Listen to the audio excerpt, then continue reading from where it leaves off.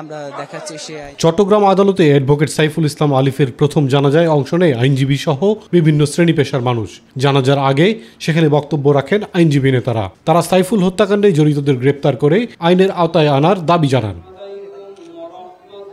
প্রথম জানাজা শেষে সাইফুল ইসলাম আলিফের মরদেহ নগরের জমিয়তুল ফালাহ মসজিদ মাঠে নিয়ে যাওয়া হয়। সেখানে দ্বিতীয় জানাজা হয়। জানাজায় অংশ নিয়েছেন বৈষম্য বিরোধী ছাত্র আন্দোলনের আহ্বায়ক হাসনাত আবদুল্লাহ এবং নাগরিক কমিটির সদস্য ও জুলাই শহীদ স্মৃতি ফাউন্ডেশন সাধারণ সম্পাদক সার্জিস আলম। এ সময় সার্জিস আলম বলেন, বাংলাদেশের মানুষ শান্তিপ্রিয় ও ধর্মপ্রিয়।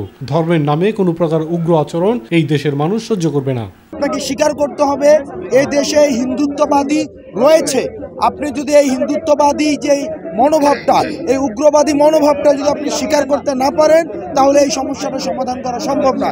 এই বাংলাদেশের মুসলমান যারা রয়েছে তারা আসলে যেমন নিজেদের ধর্মের প্রতি তাদের সহানুভূতি রয়েছে, অন্যান্য ধর্মের যারা রয়েছে তাদের প্রতিও তাদের সহানুভূতি রয়েছে। কিন্তু এই সহানুভূতিকে ব্যবহার করে কেউ যদি নিজেদের ওই ভারতে বসা চক্রান্ত, যারা মাসের 30 দিনের 25 দিন দেহটা নিয়ে এই বাংলাদেশে বসে থাকে আর বাকি 5 দিন মনটা নিয়ে ভারতে যায়, সেখানে চক্রান্ত করে এবং সেই চক্রান্তের এক্সিকিউশন এই বাংলাদেশে এসে ঘটায়, সে সকল উগ্রবাদী হিন্দুদেরকে প্রতিহত করার জন্য আমাদের মনে বিন্দুমাত্র সহানুভূতি থাকবে না। অ্যাডভোকেট সাইফুল ইসলাম আলিফ হত্যার প্রতিবাদে আজ চট্টগ্রাম আদালত বর্জন করেছেন চট্টগ্রামের আইনজীবীরা। অন্যদিকে সাইফুল ইসলাম আলিফ হত্যার সঙ্গে জড়িত 5 জন সহ অন্তত 20 জনকে আটক করেছেন কোতোয়ালি থানা পুলিশ ও সেনাবাহিনীর সদস্যরা।